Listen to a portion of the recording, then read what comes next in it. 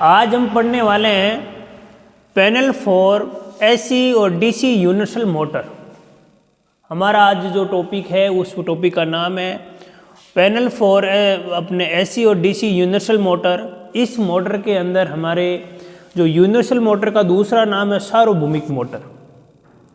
मैं आपको सही सी बात बोलूं तो वह ये मोटर वहाँ पर उपयोग में ली जाती है जैसे ग्राइंडर हो गया, जैसे आपके पास में ड्रिल मशीन हो गई, जैसे आपके घर पर मिक्सी हो गई, वहाँ पर वह मोटर है। उस मोटर का नाम है यूनिवर्सल मोटर यानी सार्वभौमिक मोटर। ऑलरेडी इस पेपर में मेरे लिखा रखी है। मोटर को समझने से पहले, चालू करने से पहले इसका पूरा डायग्राम समझेंगे। कौन कौन सा पैनल्स है, उसका क्या क्या काम होता है और किस प्रकार से इसको कंट्रोल किया जाता है। यहाँ मैं देखूँ तो सबसे पहले यहाँ मैंने RCC भी लिखी हुई है जो यहाँ से आपके ऑन की जाती है, जो रेजुअल करंट सर्किट ब्रेकर जो यहाँ से मेन सप्लाई दी जाती है जो हमारे 16 एम्पीयर से है। मैं बताऊँ कि अपने मान लो कोई केबल है और वह 16 एम्पीयर की है तो अधिकतम कितना एम्पीयर तक और करंट सहन कर सकती है, तो उसके लिए 1.23 से गुणा कर दे, पता चल जाएगा कितना और एक्स्ट्रा करंट सहन करेगी। अब 1.23 क्या होता है उसके लिए आपको क्लास देखनी पड़ेगी। फिर देखते हैं यहाँ लिखता है इनपुट और यहाँ लिखा हुआ है आउटपुट। इनपुट और आउटपुट, इनपुट का मतलब जैसे सप्लाई देंगे तो इनपुट वाला बटन ऑन हो जाएगा, या इंडिकेटर है वह अपने ग्लो करेगा, चालू हो जाएगा, अपने को पता चलेगा यह लाइट उपस्थित हो गई है। इसको इसलिए लगाया कि लाइट को उपस्थिति को चेक करने के लिए। ओके, आउटपुट उपस्थिति चेक करने के लिए इंडिकेटर लगाया है। इनपुट उपस्थिति और आउटपुट उपस्थिति को चेक करने के लिए लगा रखा है। मेरे को यहाँ पता करना है कि इस मोटर के अंदर कितने वोल्टेज जाते हैं, उसके लिए मैं वोल्ट मीटर लगाता हूँ और उसका वोल्टेज मीटर यहाँ वोल्ट मीटर एसी वाला लगाता हूँ। यहाँ देखता हूँ कि यहाँ पर इस मोटर के अंदर एसी वोल्टेज कितने जाते हैं, यहाँ एसी के वोल्टेज यहाँ पता चलेगा। ये सिंगल फेज मोटर है। फिर लिखा करंट एसी, करंट जो मीटर है यानी ए मीटर है एसी वाला, उस ए मीटर को करंट चेक करेगा और कितना करंट आता है अपनी इस मोटर के अंदर हम ले रही है वह पूरा डिटेल यहाँ बताएगी।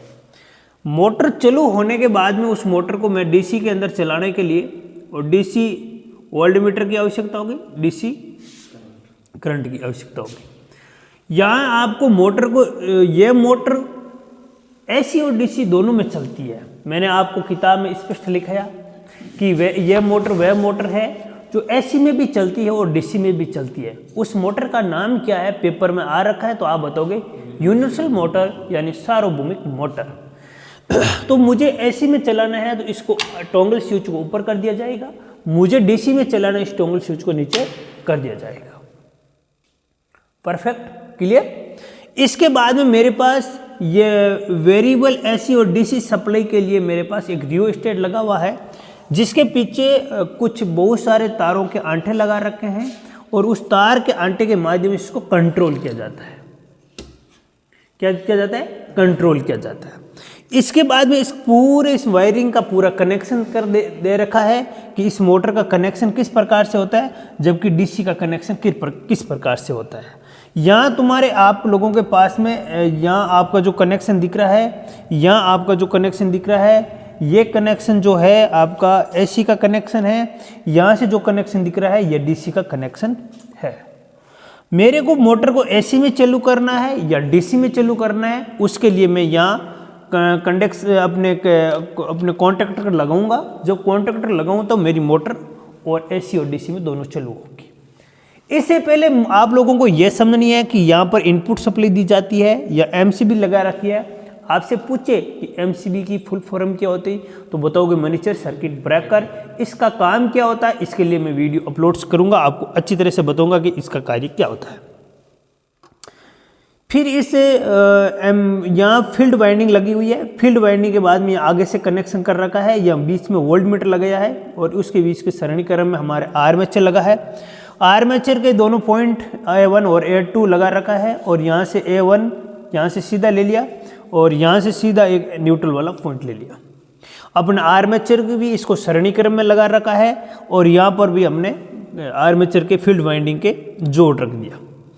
इसके बाद में हमारे यहाँ से आगे वाली सप्लाई D1 D2 यहाँ से इसकी सप्लाई आती है और यहाँ से D1 D2 फील्ड की दूसरी सप्लाई यहाँ से ले ली गई है और यहाँ से हमने कनेक्शन कर दिया। फिर वही DC वाली सप्लाई सेम DC की सप्लाई यहाँ कनेक्ट कर रखी है और यहाँ पर हमारी से सप्लाई AC की कनेक्ट कर रखी है।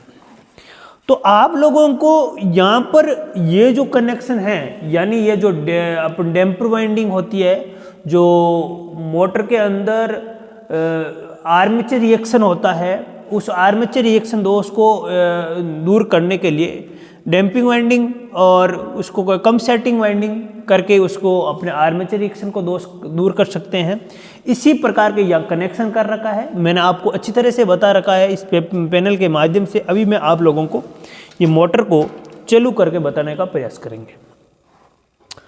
अब इस मोटर को लोड के साथ में चालू करना चाहिए और इसके कुछ डाटा और भी है, सुनो कि ये इस मोटर की आरपीएम है वह 3000 आरपीएम है, यानी 2800 से 3000 आरपीएम है। ये मोटर अपने 2200 एचपी तक यूज होती है रेलवे लाइनों के अंदर। तो ये मोटर आप नॉर्मल मोटर को नहीं समझे, इस मोटर को आप एसी और डीसी में चला सकते हो। ये ऐसे अपने सिंगल फेज मोटर है और इसके पीछे जो कनेक्शन है मैं पूरा करके बताऊंगा वह कैसे कनेक्शन होता है। अब देखते हैं इसके अंदर सप्लाई देने का कार्य। तो अगले वाली वीडियो में जस्ट इसके अंदर बताऊंगा कि सप्लाई कैसे देते हैं। इसी के साथ में अगले वाले वीडियो में जुड़े।